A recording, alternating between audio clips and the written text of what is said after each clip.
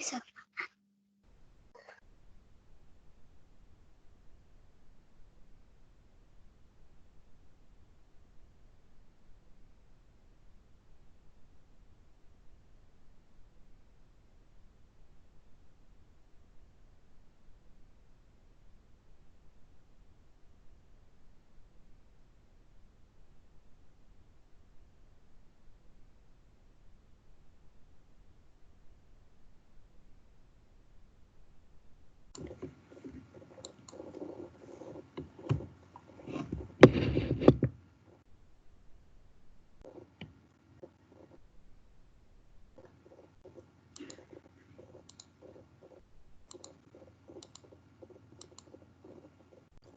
Olá, boa noite.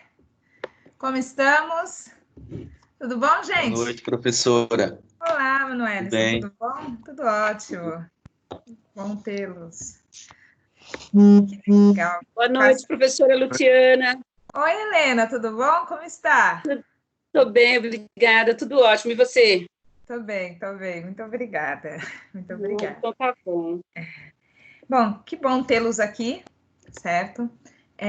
Senhores, deixa eu já começar dando uma desculpa, né? Pedindo desculpas, que a energia aqui no meu condomínio está oscilando, a gente está com uma fase só de energia. Então, pode ser que caia a energia. Então, se isso acontecer e sumir, vocês sabem que foi queda de energia. Aguardem uns minutinhos, quem sabe se houver queda, né? Ela seja breve, né? Mas está piscando aqui a luz da onde eu estou. Então, eu já peço desculpa se alguma coisa acontecer de antemão. Antes de começar... Oi? Tudo Oi, bem. José.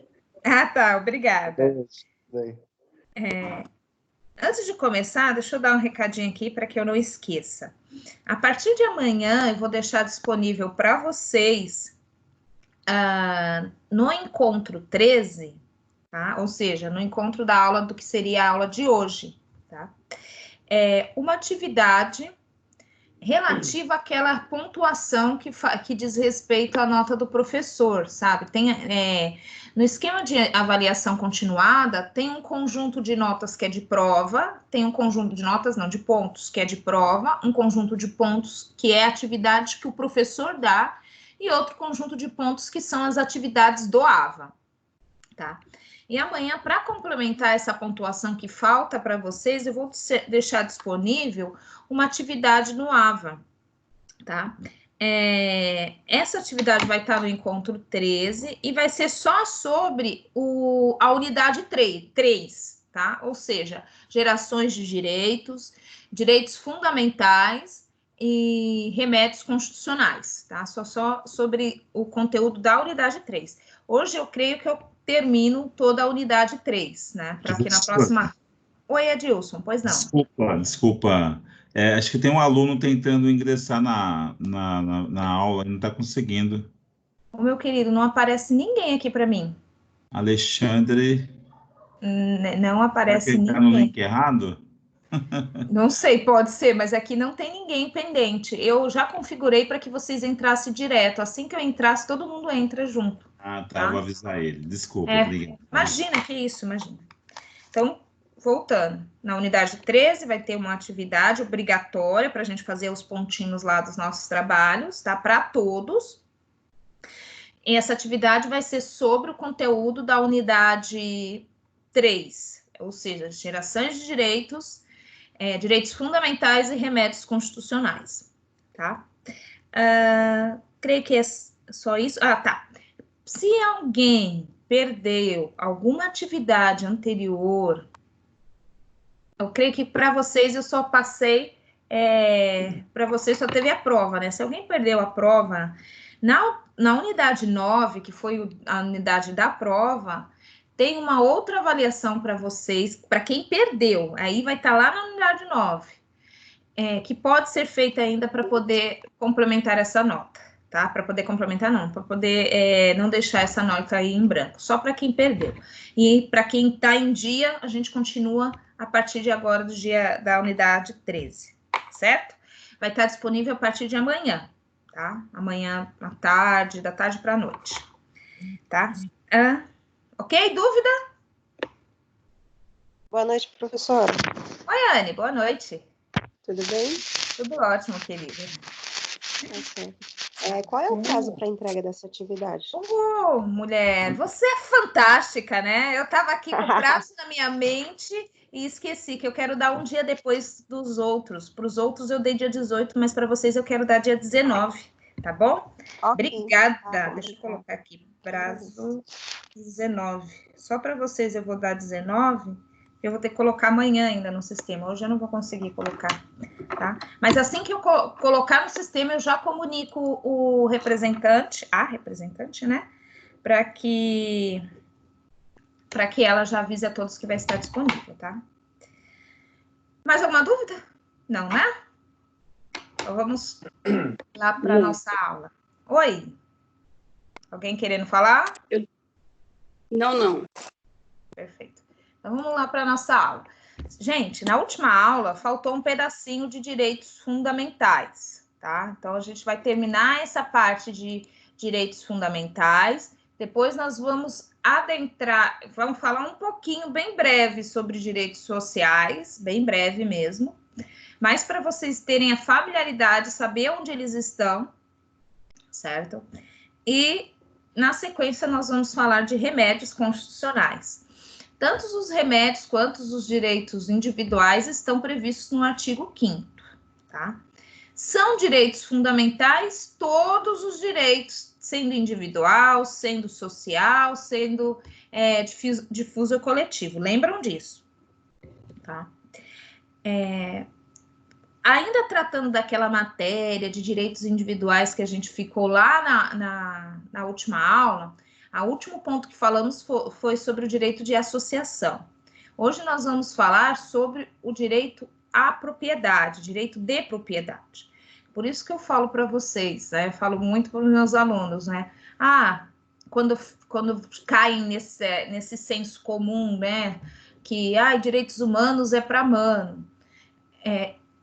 Eu uso esse exemplo para dizer que os direitos humanos é para todos, porque os direitos humanos não se resume ao que está nos telejornais, num Datena da vida, que ainda de forma muito errada, né? É algo muito maior, entendeu? É o conjunto de lutas, de resultado de lutas muito maior, né? E o direito à propriedade, ele veio justamente desse histórico de luta, né? O primeiro momento que foi aí, que nasceu esse direito à propriedade foi em 1215 com a Carta Magna, né? Do João Sem Terra. E posteriormente, na Revolução Francesa, né? Com a Carta, a Declaração do Direito do Homem e do Cidadão, onde a garantia em ambos os momentos ali, com relação ao direito de propriedade, o que se buscava é garantir o direito de ter algo, de ter alguma coisa, e também o direito de fazer o que quiser com aquela coisa sua, né, da forma que quiser. Quer fazer um negócio, entendeu? O direito à propriedade é isso, você ser dono de alguma coisa. Está lá previsto no artigo 5º, inciso 22 ao 26. Tá? Artigo 22, inciso 22, perdão. É garantido o direito de propriedade. Veja que é simples, objetivo, trata-se de uma norma de eficácia contida, de eficácia plena, que basta estar ali na Constituição, a gente sabe que tem o direito de ter uma propriedade. Seja uma propriedade de bem imóvel, uma propriedade de bem imóvel. Tá? Está ali já de plano na nossa Constituição. O inciso 23 diz assim: senhores, me interrompam se quiserem perguntar algo relativo ao assunto, tá bom? Não deixem eu falando sozinha aqui. 23. A propriedade atenderá à sua função social. Ou seja, você pode ter uma propriedade, mas essa propriedade você não pode ter somente por ter, né? Ela tem que ter uma finalidade lícita, legítima e de acordo com a função social da propriedade. Mas a nossa Constituição ela é tão completa que ela mesma disse o que é função social da propriedade. Deixa eu só passar aqui, depois eu volto nesse slide. Olha o artigo 186, que diz o que é função social. Função social é cumprida quando a propriedade rural atende simultaneamente, segundo critérios e graus de exigência estabelecidos em lei, aos seguintes requisitos. Aqui fala da propriedade rural, já eu teço um comentário sobre a propriedade urbana, tá? Então, para que seja considerada atendida a função social da propriedade rural, tem que ter o aproveitamento racional e adequado da propriedade. Então, não é simplesmente você utilizar a propriedade sem nenhum tipo de cuidado com o solo para que haja a maior tempo útil de utilização daquele solo. Ou seja, é o tratar da terra, é o tempo que a terra fica em descanso, né? Os frutos, semente, dentro da sua época. Por isso que nós falamos de aproveitamento racional e adequado. É cuidar do solo justamente de forma que ele possa se manter útil. Inciso 2. Atende à função social quando há utilização adequada dos recursos naturais disponíveis e preservação do meio ambiente. Então, recursos naturais disponíveis, por exemplo, se tiver um lago, um rio passando pela propriedade, né, e tem um uso adequado, né, desse recurso, do recurso da água. Por exemplo, a canalização para casa, né, para atender ou para dar água aos animais da propriedade. Isso é uso adequado. E não simplesmente, por exemplo, fazer uma barragem impedindo que esse rio flua e abasteça as demais propriedades na sequência do seu fluxo. Isso já não é uma utilização adequada do recurso natural. E preservação do meio ambiente. Se houver uma área de preservação dentro daquela propriedade rural, ela é imexível. E tem sanção na lei para quem, de alguma forma, cause algum dano, algum prejuízo, essa APP, Área de Preservação Permanente. 3, para ter uma função social, deve ter a observância das disposições que regulam as relações do trabalho. Você tem uma fazenda, como foi o caso de inúmeras fazendas aí no Brasil, né? Essa fazenda, ela atende o aproveitamento racional e adequado, né? Ela utiliza o solo de maneira adequada, os recursos naturais, recursos hídricos, tem área de preservação permanente, cuida do meio ambiente, né? Na capa, né? Como que é aquele ditado para inglês ver? Enquanto isso, tem escondido trabalhadores em condições análogas a escravos. Ou seja, consegue fazer tudo isso, reduzindo o ser humano a um mero instrumento aí do capital, né? E trabalhando a troco de comida e moradia. Essa condição análoga ao trabalho se encaixa perfeitamente aqui. Quando é desobservada, quando não se segue, tudo que diz respeito à relação de trabalho. Esse é um dos exemplos. Várias empresas, várias fazendas no Brasil já foram condenadas aí por trabalho escravos e algumas delas foram desapropriadas, tá? Revertendo aí o proveito para fins de reforma agrária. 4, exploração que favoreça o bem-estar dos proprietários e dos trabalhadores.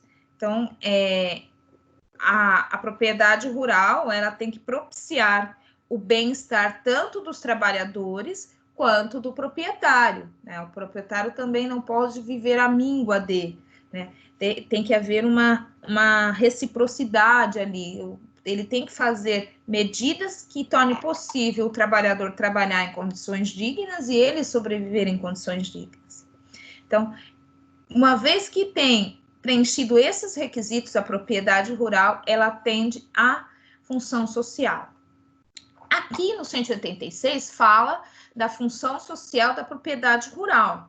Porém, existe assim, uma teoria sobre a função social do imóvel urbano, né? E assim, não que vai ser desapropriação do imóvel urbano, isso só vai ser para bem de interesse público, pode ser a qualquer momento. Mas, por exemplo, imóveis desocupados, tem municípios que eles aumentam o valor do IPTU, tá? E para imóveis ocupados, o valor do IPTU é reduzido. Para quê? A fim de movimentar aí a questão da moradia, né? Propiciar melhores condições de moradias. Porque tem realmente pessoas que preferem ver o bem morrer, né? Se deteriorar, abandono total, do que alugar com preço mais em conta, né? E para isso, algumas prefeituras utilizam aí do imposto para poder majorar. Na realidade, o que acontece? É o pensamento às avessas, né? As prefeituras dão desconto para aqueles imóveis que estão habitados, né? Que tem uma finalidade, ou seja gresidencial, ou seja comercial. Aqueles imóveis que não têm uso nenhum, acaba pagando um pouco a mais. Isso não são todas, mas a grande maioria das prefeituras fazem. Voltando aqui para a função para a propriedade. Né? Inciso 24. A lei estabelecerá o procedimento para desapropriação por necessidade ou utilidade pública ou por interesse social, mediante justa e prévia indenização em dinheiro, ressalvo os casos previstos nessa Constituição. Senhores, olha aqui, lembram que nós falamos lá na titularidade que o Estado tinha alguns direitos também fundamentais? Esse é um deles, o direito de desapropriação, quando há necessidade de utilidade pública, interesse social. Veja que é um direito do Estado desapropriar se há uma necessidade social, né? Para o bem aí de uma utilidade pública. É óbvio, sempre vai ser assegurado aí a indenização pelas benfeitorias realizadas no local e pela própria propriedade. 25. No caso de eminente perigo público, a autoridade competente poderá usar de propriedade particular assegurada ao proprietário indenização posterior se houver dano. Tá? Então, é o caso, por exemplo, creio que eu já até falei isso para vocês, né? O caso lá que eu dei como exemplo, suponhamos que o Pacaembu fosse particular, né? E precisasse utilizar ali aquele espaço. Depois que passasse a necessidade de utilizar, né? A necessidade de eminente perigo público, teria que devolver e indenizar ali o que foi o dano, se houve algum dano sofrido. Tá? E 26, a pequena propriedade rural, assim definida em lei, desde que trabalhada pela família, não será objeto de penhora para pagamento de débitos decorrentes de sua atividade produtiva, dispondo a lei sobre os meios de financiar o seu desenvolvimento. A propriedade rural, ela não é objeto de penhora nem pelos financiamentos que ela adquire para poder fazer lá o seu plantio, para poder produzir. Nem por isso ela pode ser penhorada, porque trata-se de um bem de família. É o sustento da família, é a morada da família, é o lar e é o trabalho da família. Penhorar uma propriedade rural familiar seria o mesmo que penhorar o próprio trabalho da pessoa, o próprio lar da pessoa. Por isso a Constituição garante a impenhorabilidade da propriedade rural familiar. Geralmente, o que é uma propriedade rural familiar? É uma propriedade pequena, né, já definida em lei, em que são proprietários familiares que vivem quase que em regime de coabitação, né, geralmente são ou é a mesma casa, ou são casas próximas uma da outra, e tiram o seu sustento, né, sua subsistência daquela própria terra. Isso é uma propriedade rural familiar. Aqui eu já falei. Agora, o princípio da inafastabilidade da jurisdição. Aqui, ao mesmo tempo, ele pode ser um princípio, pode ser um direito, tá? Aí vai depender de onde você está utilizando ele, mas, em tese, ele é uma garantia nossa. Tá? Artigo 35, inciso 35 da Constituição. A lei não excluirá da apreciação do Poder Judiciário lesão ou ameaça ao direito. Então, não é possível eu não é possível o juiz deixar de apreciar uma causa alegando que não existe uma lei que fundamente aquele pedido. Independente se existir lei ou não existir lei, diante de uma pretensão em que a pessoa acessa o judiciário, ele não pode se afastar da pessoa que buscou o judiciário. O judiciário tem que ir até a pessoa e tem que dar uma resposta àquela solicitação. Por isso que nós falamos da inafastabilidade da jurisdição. Que a jurisdição, o que é jurisdição? Juris, direito, dição, vem de dicção, dizer o direito. Quem diz o direito? O Estado. O Estado diz o direito através do juiz. Então, o juiz não pode se negar a resolver a causa alegando que não tem lei. Ele tem que resolver, seja com base na analogia, na equidade, na justiça, né? Ele precisa buscar, nos princípios gerais, uma solução para resolver a lide. Inciso 36. A lei não prejudicará o direito adquirido, o ato jurídico perfeito e a coisa julgada. Então, aqui nós estamos diante de 3 direitos, né? O direito adquirido. Nós estamos diante do ato jurídico perfeito, que também é um direito aí, mas é da esfera processual, e a coisa julgada.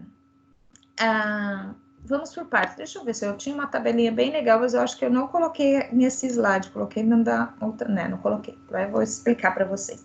Primeiro, vamos lá. Direito adquirido. O direito adquirido é aquele que a pessoa adquire uma vez preenchido todos os requisitos para ter aquele direito. Por exemplo, a aposentadoria. Se ela tem o tempo de contribuição, se ela tem a idade determinada, logo ela preencheu os requisitos da aposentadoria e ela pode se aposentar, tá? Aposentadoria por invalidez, a mesma, além dos requisitos de contribuição, né? A idade aí não é requisito para aposentadoria de invalidez, mas tem que ter uma causa que torne a pessoa inapta ao trabalho, né? De forma permanente ou temporária. Aí ela pode se aposentar por invalidez. A aposentadoria por invalidez, ela pode ser revogada quando a pessoa volta a trabalhar em uma outra atividade qualquer, porque esse tipo de benefício pressupõe que a pessoa está totalmente inapta, temporariamente ou permanentemente, para o trabalho. Mas há requisitos para serem preenchidos. Outro direito adquirido, por exemplo, para quem tem a carteira assinada, né? Para quem é seletista, né? É empregado, assim como eu, né? Nós temos o direito ao FGTS, isso já é um direito adquirido, porque o que faz existir o direito ao fundo de garantia é exatamente a relação do trabalho. É uma obrigação do empregador depositar e é um direito do empregado em ter a sua conta do fundo de garantia e, no momento propício, poder resgatar os valores lá estabelecidos. Tá? Então, esse é o direito adquirido, quando a pessoa preenche todos os requisitos para ter aquele direito, certo? Ato jurídico perfeito. Diz respeito a questões processuais, ao ato processual, tá? Então, uma vez realizado um ato processual, num determinado tempo, e posteriormente veio uma lei modificando a forma de fazer aquele ato, aquilo que foi feito antes da lei não pode ser mudado, não pode ser revogado ou anulado. Ele continua válido, vigente, válido e vigente, entendeu? Aquele ato jurídico. Deixa eu dar um exemplo para vocês. Hoje, suponhamos que hoje, né, eu ingressei com processo, há um mês atrás ingressei com processo, tal, foi emitida o mandado de citação, né, através de carta, por AR. Aí a pessoa recebeu a carta, né, voltou a AR, peticionou. A partir hoje, pelo nosso CPC, o prazo para defesa, o prazo para contestação é de 15 dias. né? Suponhamos que essa pessoa que é ré, né, resolva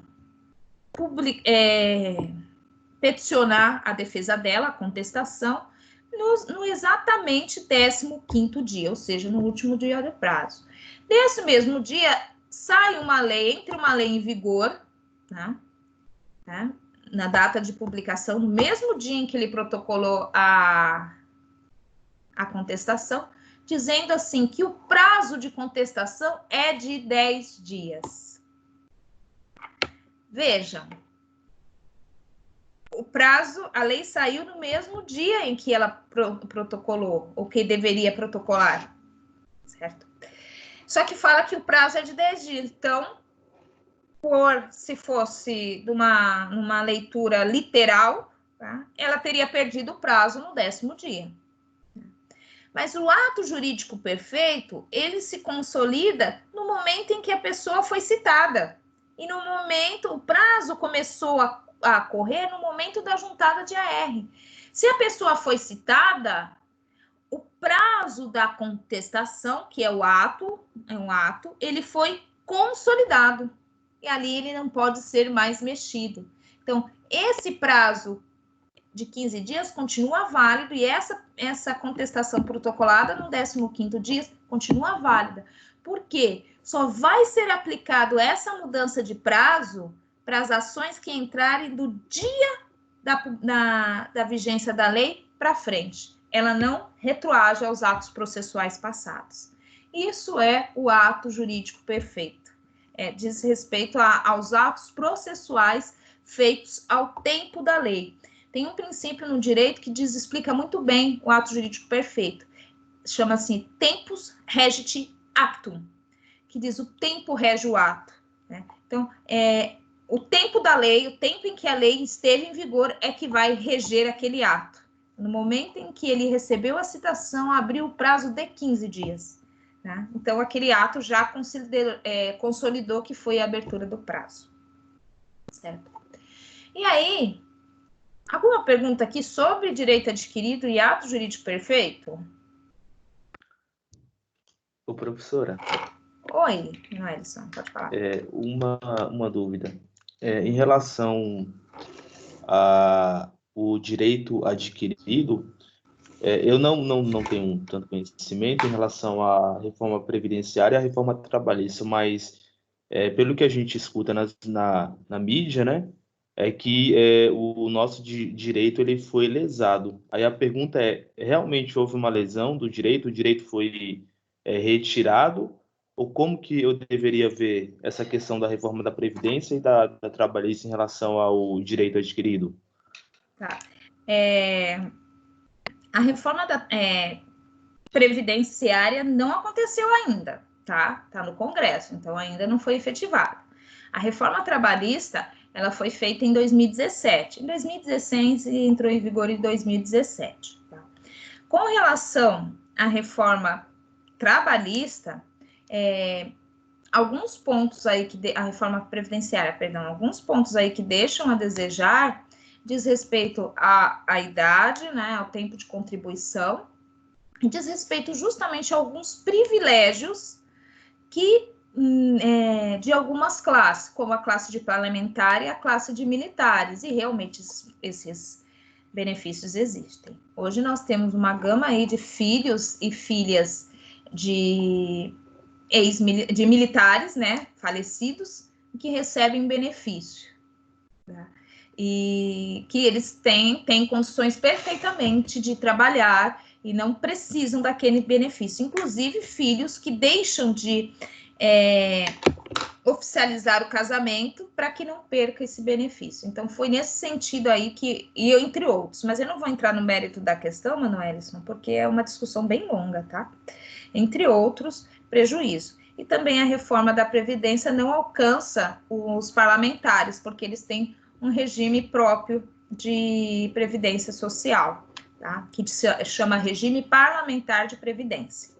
Tá? Com relação à reforma trabalhista, tem muitos pontos aí, inclusive que não estão sendo praticados, não foram observar, não estão sendo observados na prática. Posso dizer, por exemplo, na época, a questão da justiça gratuita. A justiça gratuita, desculpa, a questão do honorário de sucumbências, né? Os honorários de sucumbência, eles só foram aplicados para os processos protocolados e não julgados, protocolados a partir da promulgação, da entrada em vigor da reforma, porque isso prejudica o trabalhador, que sabe que se ele perder parcialmente, ou seja, se ele colocar um pedido lá que ele não conseguir provar, ele vai ter que pagar sucumbência. E nesse mesmo sentido, muitos trabalhadores deixam de ir a juízo justamente com medo de ter que pagar uma sucumbência. Ou outro fenômeno também, que é a questão da litigância de má-fé, né? Que muitos trabalhadores deixaram de ir à Justiça do Trabalho justamente porque eles, por muitas vezes, não conseguem provar o alegado, né? Dependendo aí da prova, da inversão do ônus da prova, e ficam com medo, receosos de haver aí uma condenação ou de sucumbência ou de honorários advocatícios. Tem outras questões também, como a questão da atualização da liquidação de sentença, que usa uma taxa baixíssima, chamada taxa TR, né, a taxa referencial, tá?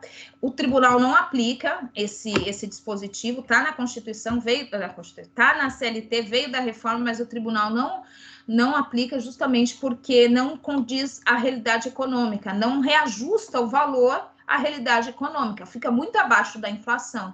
E o tribunal opta por utilizar um índice chamado INPCA, certo? E assim, dentre outros. Se eu fosse falar para você aqui tudo da reforma trabalhista, a gente ia mudar de assunto, tá? Mas, com relação ao direito adquirido, a reforma previdenciária, tá?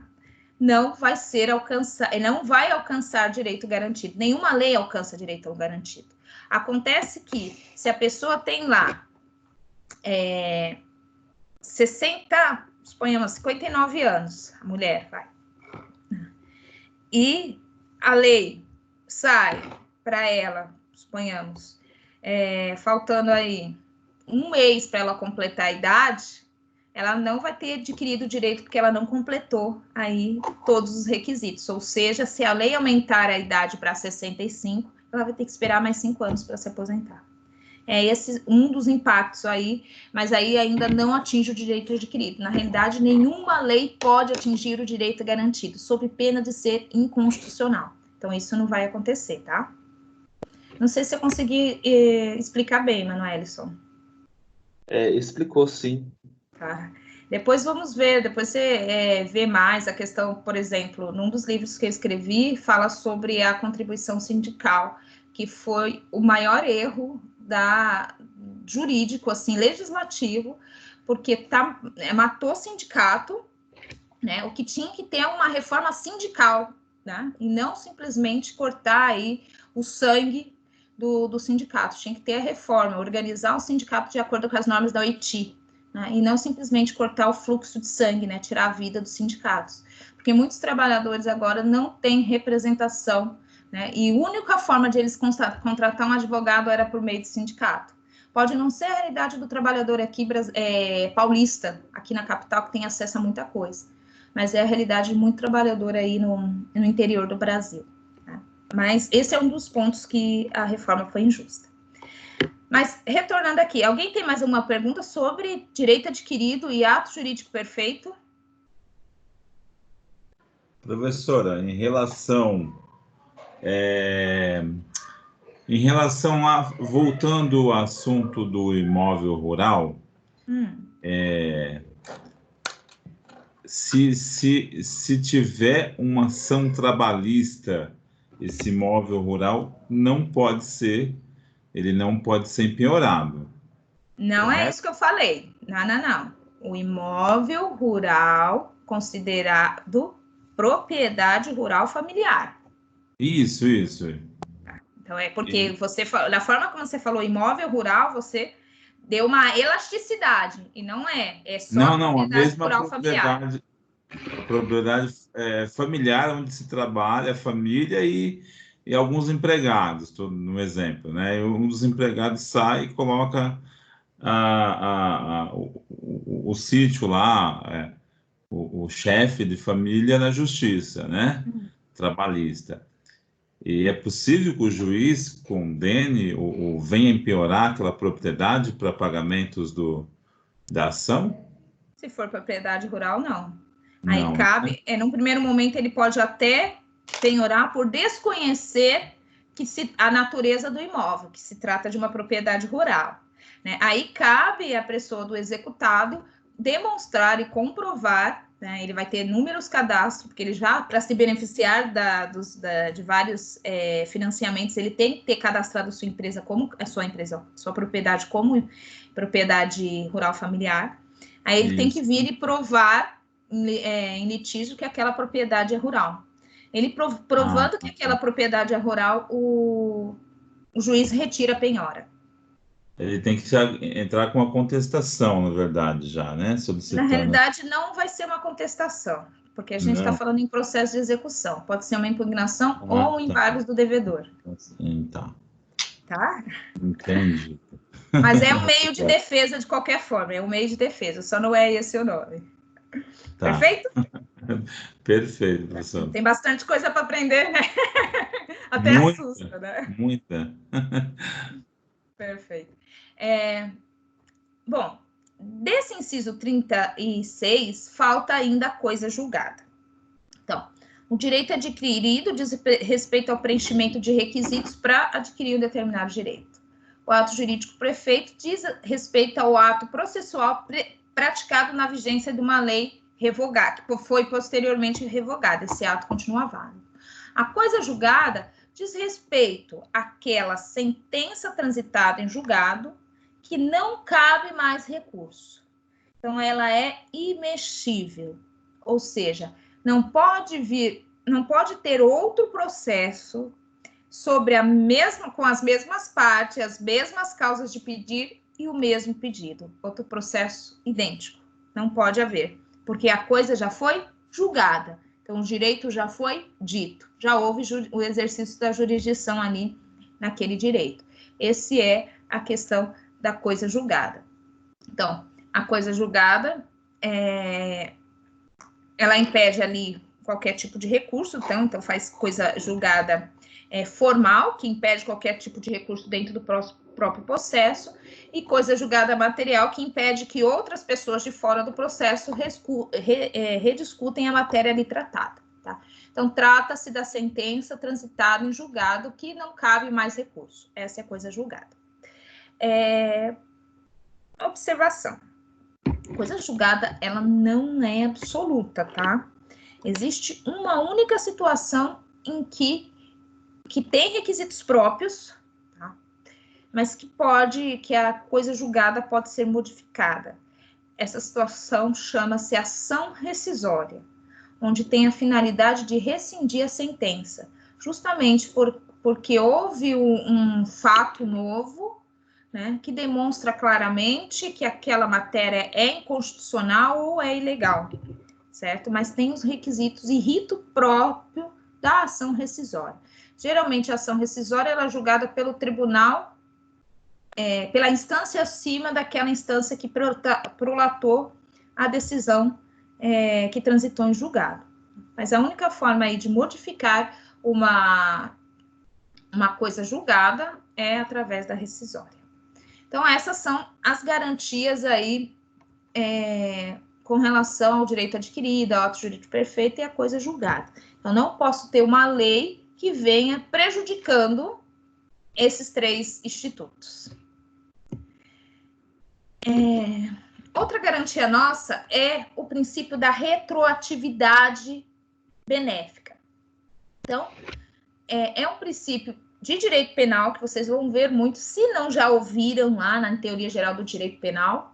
Está previsto no artigo 5º, inciso 40 da Constituição, e diz assim: a lei penal não retroagirá, salvo para beneficiar o réu.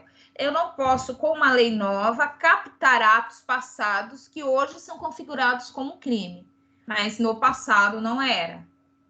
Mas, no entanto, uma lei nova pode vir destipificando, tirando a tipicidade, né? Tipicidade é a caracterização do crime, de algumas condutas. Então, vamos lá.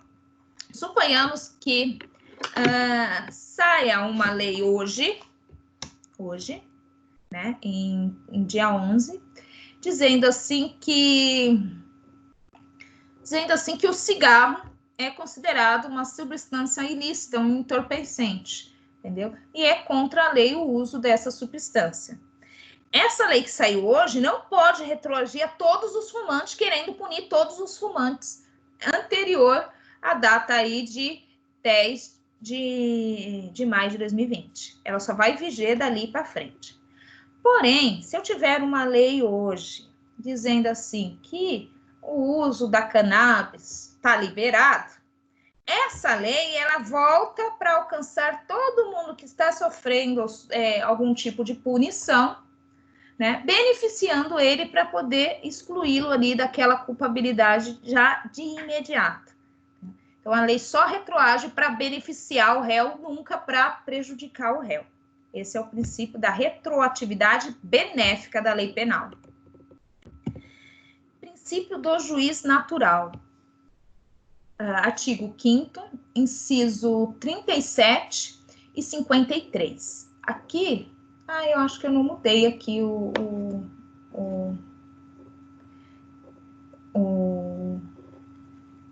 inciso. Deixa eu pegar aqui na Constituição para eu ler para vocês. Fica mais fácil.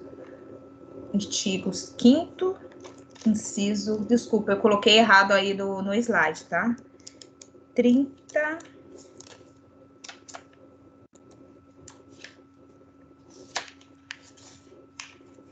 Vou tentar achar rápido, tá? Aqui, abriu.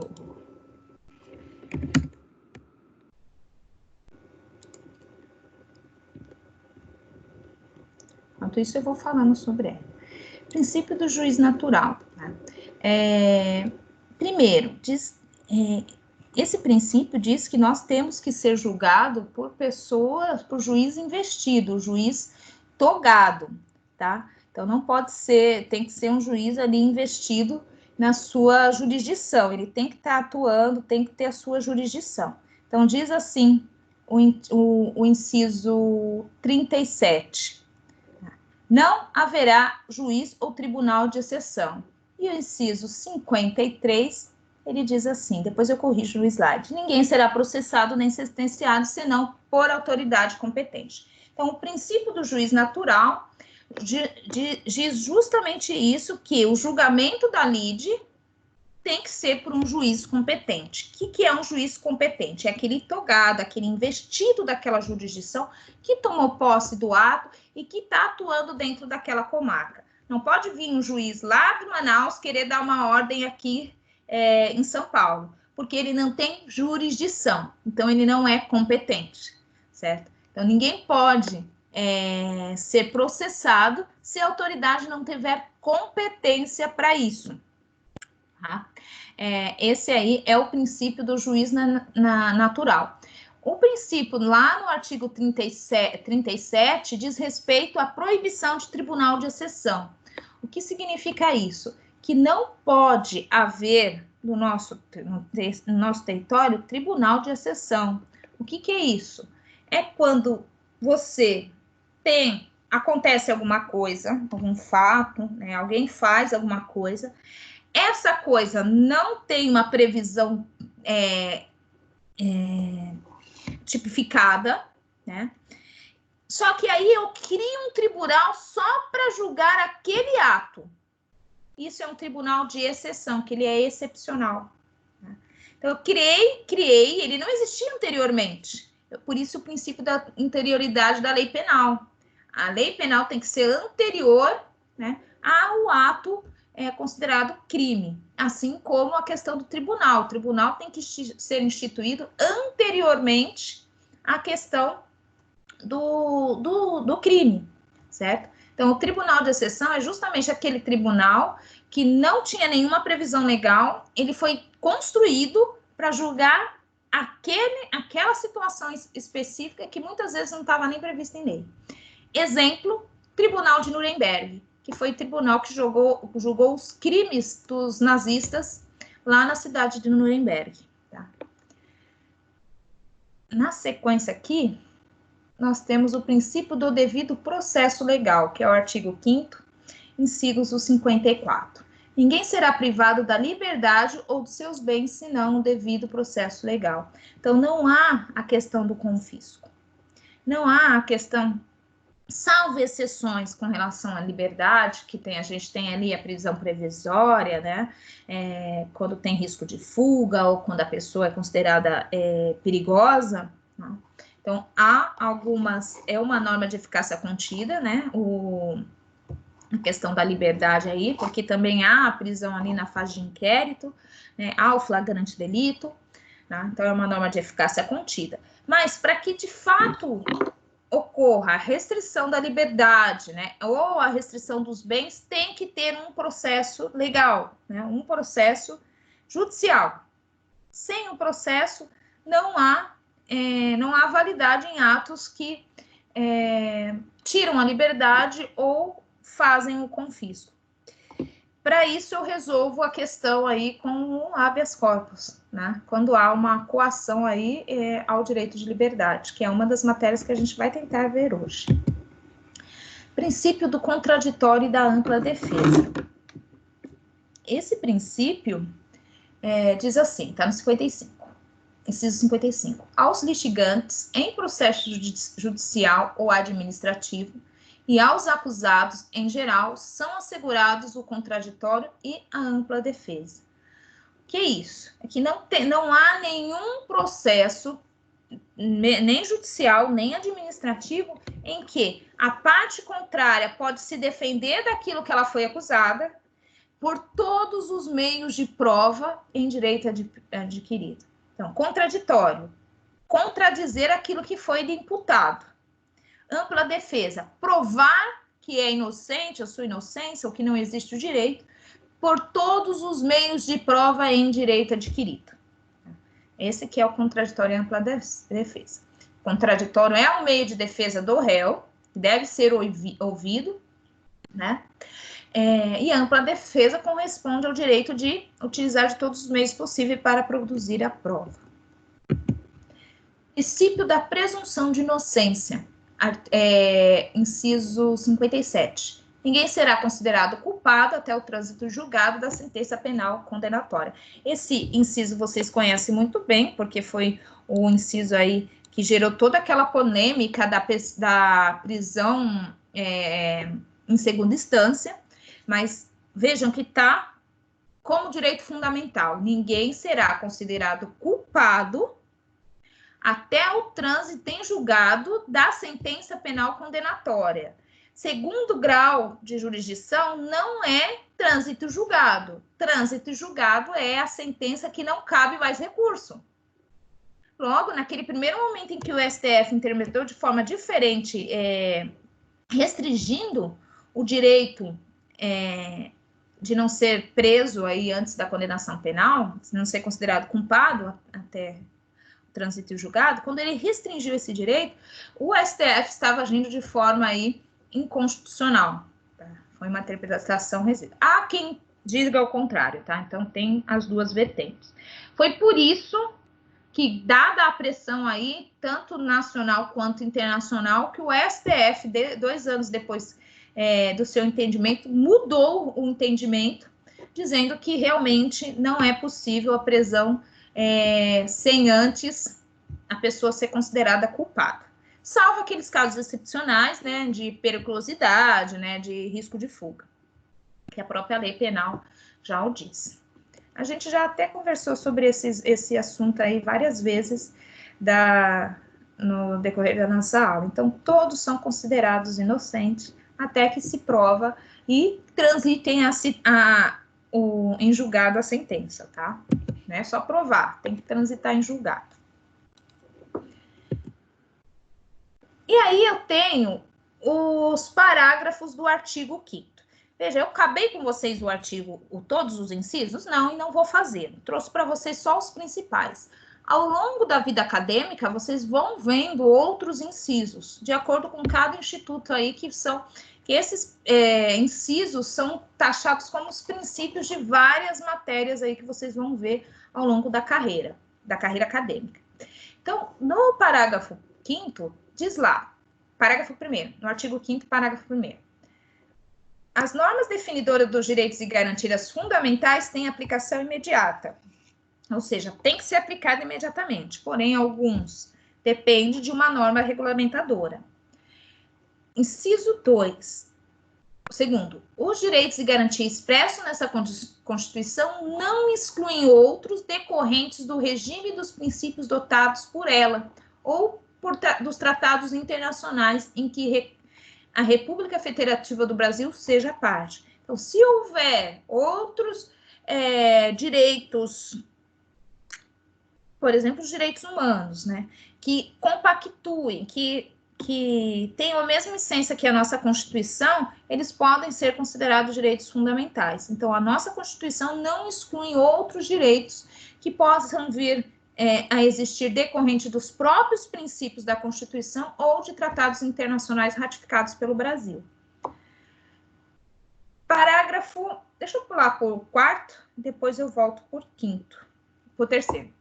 O Brasil se submete à jurisdição do Tribunal Penal Internacional, a cuja criação tenha manifestado adesão. Eu acho que na aula de geração dos direitos surgiu essa pergunta, e está aqui a resposta. Nós estamos constitucionalmente submetidos ao Tribunal Penal Internacional.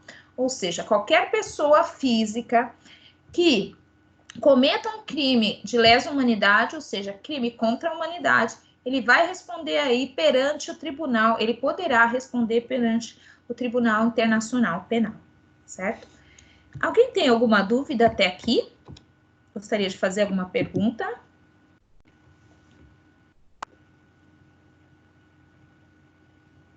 Quando a senhora fala... Opa, peraí. Vamos lá, quem vai primeiro? Quando a senhora fala do Tribunal Internacional Penal que pode responder, a pessoa vai ter que responder aonde? No Brasil? Vai para fora do Brasil? Como que é isso? Vai para a Haia. Vai responder lá em Haia, entendeu? Ele vai ser preso e vai ser levado lá em Haia. Entendi. Certo. Oi, quem mais ia perguntar? O Lucas, professora. Oi, Lucas. Professora, referente ao que a senhora falou aí, ninguém vai ser culpado até em trânsito julgado. Só que aí a pessoa vai presa, ela fica 3 meses presa para esperar a audiência, correto?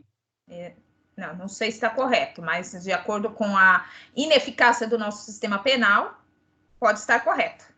Não vou afirmar algo que eu não vi o dado, mas que está tudo uma bagunça, tá. Certo, vamos colocar aí mais ou menos 3 meses aí. Ela vai ser julgada, condenada e tal, se ela for condenada, né? Só que esses 3 meses a pessoa continua presa, correto? Não deveria. É isso que você está me colocando. Eu não estou questionando. Faz a pergunta direto, vamos lá, para ver se eu estou. Referente ao slide anterior da senhora aí, que tá assim, ó. Ninguém será culpado até em trânsito julgado e sentença, certo? Certo. Porque no caso, então, tá uma bagunça, porque se a pessoa vai presa, ela fica 3 meses para esperar ser julgado, correto? Se ela for solta, ela ficou 3 meses presa, correto? Sim. Então, veja que isso é um direito fundamental. Isso está na Constituição. Daí a dizer que as instituições, elas cumprem, é uma outra questão, até uma questão, uma inverdade. 3 meses você está sendo até gentil. Tem pessoas que estão presas há anos lá com recursos pendentes. E às vezes pessoas que não têm grau de periculosidade suficiente, não tem nem grau de periculosidade para estar preso. Entendeu? Então, que poderia estar em prisão domiciliar, né? Gestante, por exemplo, né? Que poderia permanecer presa em prisão domiciliar. Eu falei na última aula, até vi o finalzinho da última aula nossa no vídeo, algo que eu falei. Nós precisamos urgentemente de uma reforma penal e de uma reforma penitenciária. Então, tem gente que fala assim, temos que majorar, ou diminuir a maioridade penal. E vai colocar esse povo onde? Porque se do jeito que tá, já tá uma zona, imagine colocando mais gente dentro. Não é que eu sou contra, não sou isso, mas vamos corrigir primeiro, arrumar a estrutura, entendeu? Tem gente inocente por crime de bagatela, preso por crime de bagatela, né? Porque roubou lá, furtou um saco de arroz, né? E tá lá ainda preso. A gente sabe disso, que isso existe. Você não está errado. Porém, isso é uma ineficácia do sistema. A pessoa não pode pagar advogado, é dependente num advogado aí, de um defensor público. As defensorias públicas estão todas sobrecarregadas, tá?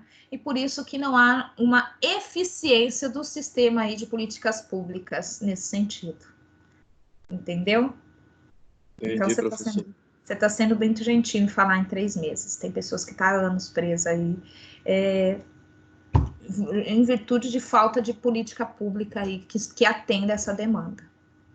Não, professor, o que eu estou querendo dizer é o quê? Que a pessoa, então, nesse recurso todo aí, que seja 3 meses, que seja mais, ela está ficando presa, entendeu? Até ela ser 100% condenada, certo? Sim, por um erro, sim. Sim, ela não deveria estar presa, a não ser que tenha a não ser que ela tenha risco de fuga, né? Ou que tenha periculosidade, né? Que seja uma pessoa perigosa. Aí autoriza a prisão. Então, aí essa prisão que ele ficou preso não valeu de nada, entendeu? Porque ele Não, acabou com a... conta. Não, conta como. Se ele for condenada, conta como regime de progressão lá. Vai tirar, vai ser remida da pena. E se ela foi absolvida, ela pode entrar com uma ação aí contra o Estado e por perdas e danos materiais, danos morais. Certo. Não sei se foi bem isso, mas todo o tempo de prisão antes da condenação se aproveita lá para o término da condenação. Entendi, professor. Certo? Tá Ok. bom, obrigado. Imagina, eu que te agradeço. Alguma pergunta? Então tá, gente, vamos para o nosso intervalo, tá? Vamos voltar, agora é 8h34, nós voltamos às 9h, tá bom? Então até já já, vamos lá tomar nosso cafezinho, tá? Até já.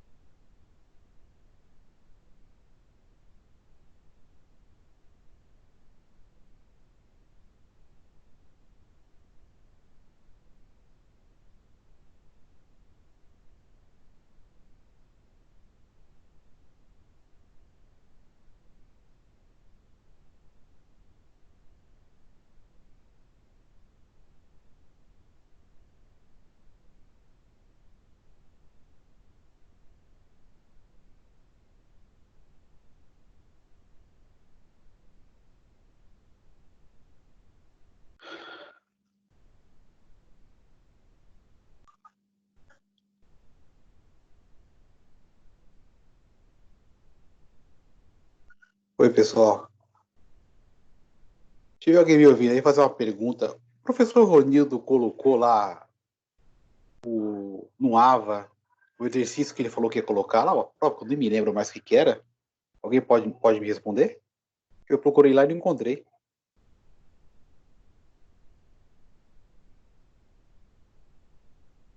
Oi, tá escutando? Ô, Manoel. Pelo que eu percebi, ele disponibilizou, só que eu acho que a plataforma está atualizando, porque eu vi que uma menina postou lá que estava disponível para ela. Ela até tirou um print da tela e mandou. Aí eu olhei e para mim não estava disponível, né? Aí quando foi, eu tô sempre olhando, né? Aí agora eu fui ver, ele está disponível. Então, para alguns alunos está demorando a atualizar. Talvez seja isso. Em que sessão que tá, Manoel? Essa Está na lá do Ronildo aí. seção 3.1. É lista de pergunta dele? 10 perguntas para dizer se é verdadeiro ou falso, pelo que eu entendi. Beleza. São 10 perguntas, isso mesmo. Isso. Eu vou dar uma olhada lá. Obrigado, viu? Valeu pela resposta aí.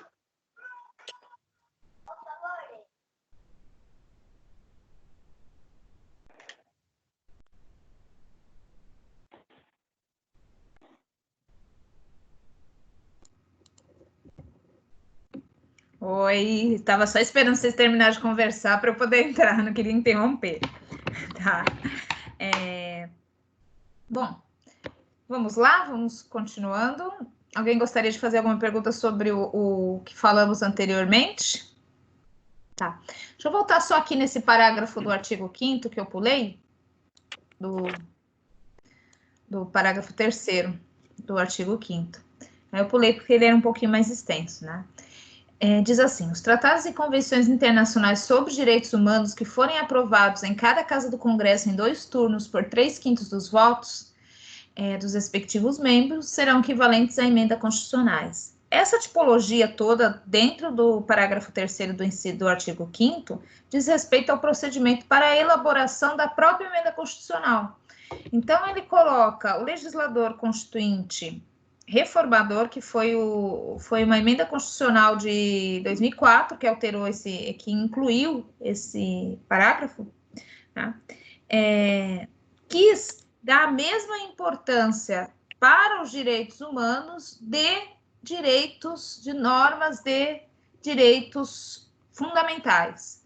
Então, por isso que é considerado aí, elas adentram todos os tratados em direitos humanos. É óbvio, né? Após a emenda constitucional de 2004, eles vão adentrar no ordenamento jurídico como emenda constitucional, ou seja, o status é de norma constitucional. Então, toda lei infraconstitucional deve obediência a esses tratados. Tá? Nós só temos um tratado até hoje, que é um dos mais novos agora, que foi após 2004, que foi ratificado dentro dessas temáticas, que foi o Estatuto da Pessoa com Deficiência, tá? Esse tratado, ele entrou como norma constitucional, tanto que veio o Estatuto da Pessoa com Deficiência, veio o tratado, e depois veio o Estatuto para regulamentar o direito aí previsto no tratado, tá? Mas tratados internacionais adentram no nosso ordenamento como característica de norma constitucional. Tratados internacionais de direitos humanos, não é qualquer tratado. Alguém gostaria de fazer alguma pergunta?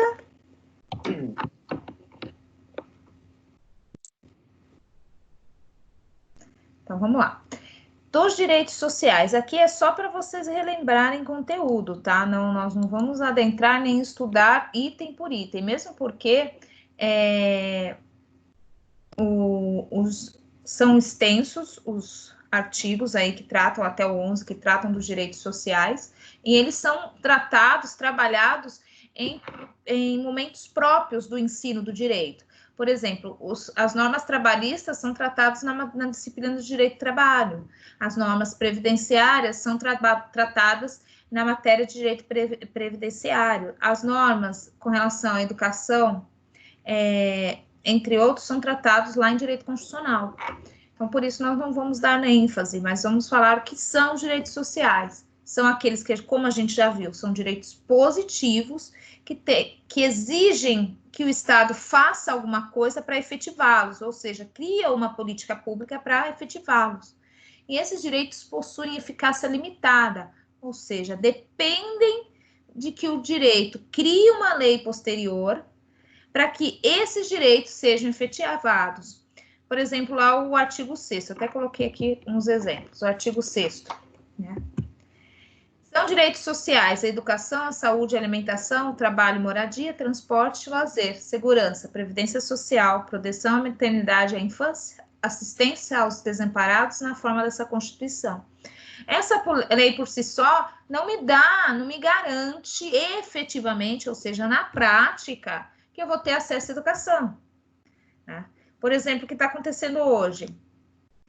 O governo, ele quer implementar a questão das aulas EAD.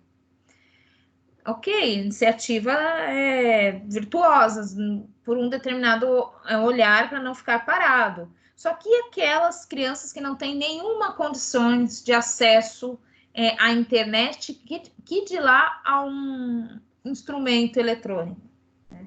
E muitos, quando tem um celular com um pacote de dados aí, que eles são pré-pago, que não suportam aí, não dá para ver nem uma aula dessa por mês, né? Uma aula de 1 hora, 2 horas.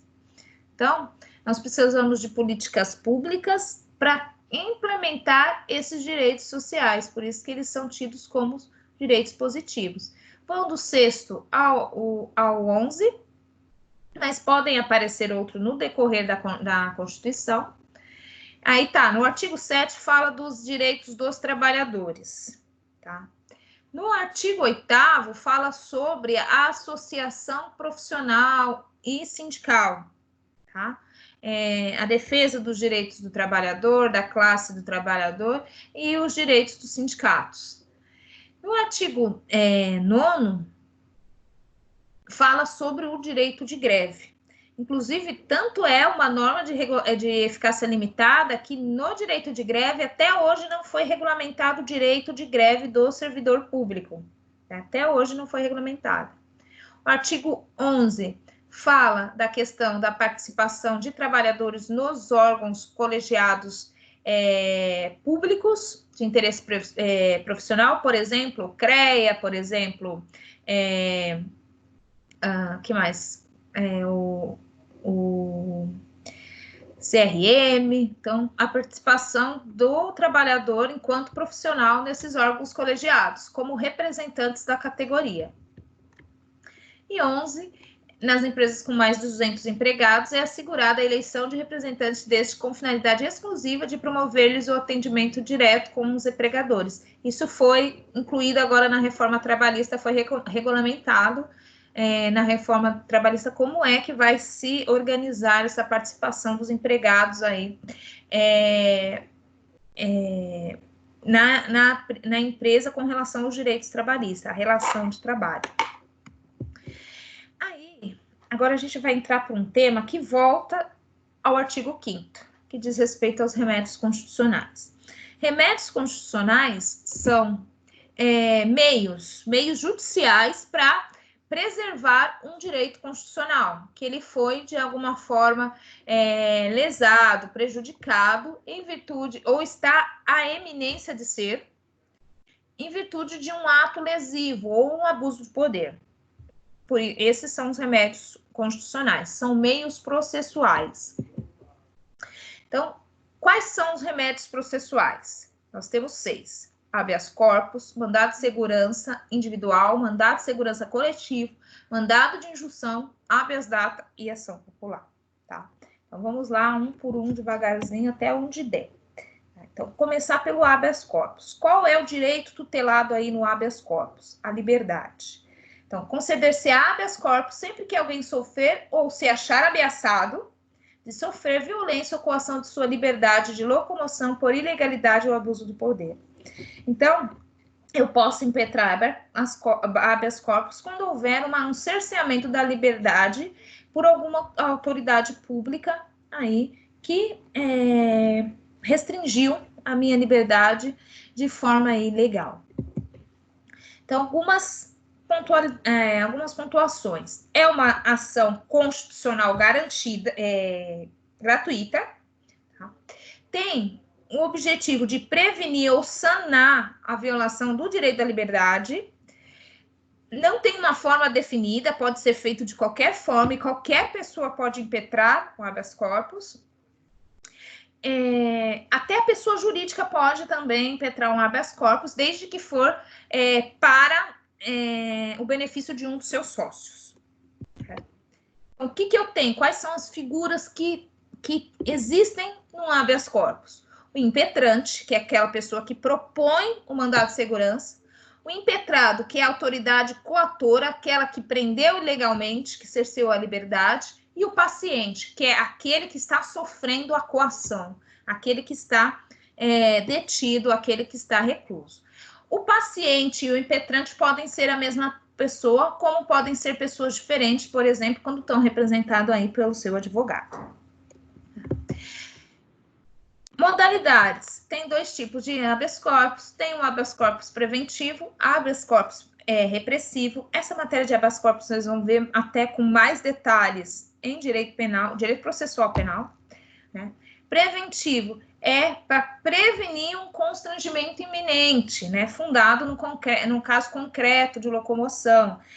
Teve uma das conduções lá coercitivas de Lula, ou das não coercitivas, né? Uma das conduções de Lula, que ele pediu um habeas corpus preventivo para garantir que ele não ia ser preso. É tipo um salvo-conduto. O repressivo ou liberatório é aquele que vai que vai colocar a pessoa em liberdade, aquela pessoa que está constrangida da sua liberdade, ele tem o objetivo de colocar a pessoa em liberdade. Então, aqui um gráficozinho, né, das modalidades de habeas corpus. Eu tenho o habeas corpus como ação, né, o meio judicial contra a ilegalidade ou abuso de poder em fase da liberdade de locomoção. O preventivo, que é antes da lesão do direito ou do abuso do poder, e o repressivo, que é posterior à lesão, ao ato lesivo ou ao abuso de poder. Tá? Aqui é tipo um salvo-conduto e aqui um alvará de soltura. Alguma pergunta sobre mandado de segurança? Aqui a gente está trabalhando só os conceitos, tá? O instituto propriamente dito, vocês vão ver especificamente aí quando tratar lá na questão de processo penal. Mas sobre essas características, alguém gostaria de perguntar algo sobre habeas corpus? Eu, professora Tamires. Oi, tá. Eu li aqui que o habeas corpus ele não serve, por exemplo, como punição disciplinar para militares. Exatamente. Você leu também embaixo? Li. Então, porque faz parte da função, é inerente à função. Quando há prisão de militares, o exercício ali é o exercício do poder disciplinar, entendeu? Não está restringindo a liberdade como forma de coação, e sim em virtude do exercício do poder disciplinar e do poder hierárquico, certo? Por isso que ele não pode ser impetrado em prisão militar. Era essa a dúvida mesmo. Obrigada. Por nada. Então, vamos lá. Mandado de segurança. O mandado de segurança é um instrumento muito usado. A gente usa ele quando tem um direito líquido e certo, tá? E que não é protegido nem por habeas corpus, nem por habeas data. Então, veja que é um instituto, é o que sobra, uma matéria remanescente. Olha o inciso 50, 69. Sou péssima para romanos. Conceder-se-á mandado de segurança, para proteger direito líquido e certo, não amparado em habeas corpus ou habeas datas, quando o responsável pela ilegalidade ou abuso de poder for autoridade pública ou agente de pessoa jurídica no exercício das atribuições do poder público. Vamos lá, vamos por parte, que a parte está aqui detalhada. Entendeu? O mandado de segurança foi regulamentado por lei específica, Lei 12.016 de 2009, né? é um remédio constitucional, gratuito, e tem a natureza supletiva, né, residual, ou seja, se não for amparado por habeas corpus nem por habeas datas, ele é amparado por mandado de segurança. Tá? Para proteger direito individual líquido e certo. A pessoa, o que é um direito individual líquido e certo? Deixa eu só adiantar um e eu volto, né? Líquido e certo é aquele que o fato pode ser comprovado de plano, sem que haja dilação probatória, sem que ter perito. A pessoa, na petição, já coloca o documento que comprova aquele seu direito. Por exemplo, o estudante que requer o seu histórico escolar, porém, ele está inadimplente com a instituição, e a instituição se nega a entregar o histórico escolar dele. Nesse caso, a lei que trata sobre mensalidades escolares diz que não se pode reter documento do aluno por inadimplemento. Então, eu posso adentrar com um mandado de segurança, né, justamente requerendo a entrega desse histórico escolar, porque o inadimplemento não é causa para obstrução desse direito, mesmo porque o documento pertence ao aluno e não à instituição. Então, isso é um direito líquido e certo. O que ele tem que provar? Somente que ele tem uma matrícula ali, né? Por meio de um boleto, por exemplo, que ele coloca ali, ele já comprova que ele tem um vínculo, ou o contrato, né, de prestação de serviço educacional, algum documento que prove que ele tem ali um vínculo com aquela instituição. Né? Então, esse é o direito líquido e certo. Voltando aqui. No caso do ato de ilegalidade, o abuso de poder tem que ser feito, praticado por autoridade pública. Tem que ser. Ou por pessoa jurídica no exercício das suas atribuições, tá? Gente, só um minutinho, vou pedir uma licencinha, 5 minutinhos, eu já volto, tá? Só um minutinho.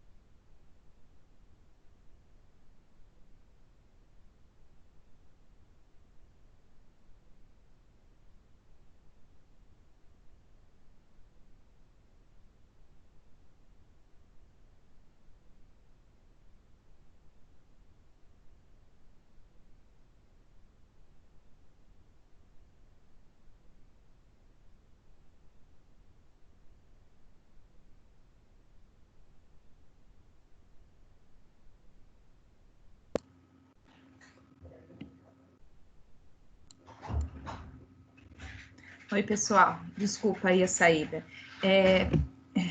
Eu saí porque eu estava passando mal, tá? Por isso. Eu tô com um probleminha de saúde. E eu não vou conseguir terminar essa aula de hoje, tá bom? Vou pedir desculpa para vocês, desculpa mesmo. Tô envergonhada, mas eu não vou conseguir continuar, tá? Tô perdendo a linha de raciocínio e tô com muita dor, tá? Imagina, professora. Não tem problema, Fica não. tranquila, professora. Se cuida. Tá bom, eu vou encerrar agora e depois eu edito e coloco, e amanhã eu vou colocar atividade para vocês, tá bom? Obrigada pela compreensão. Melhoras. Melhoras aí, professora. Obrigada, gente. Tchau. Obrigadão. Uma boa Tchau. Obrigada. Tchau, professora. Melhora, se cuida. Obrigada. Boa noite, fica com Deus.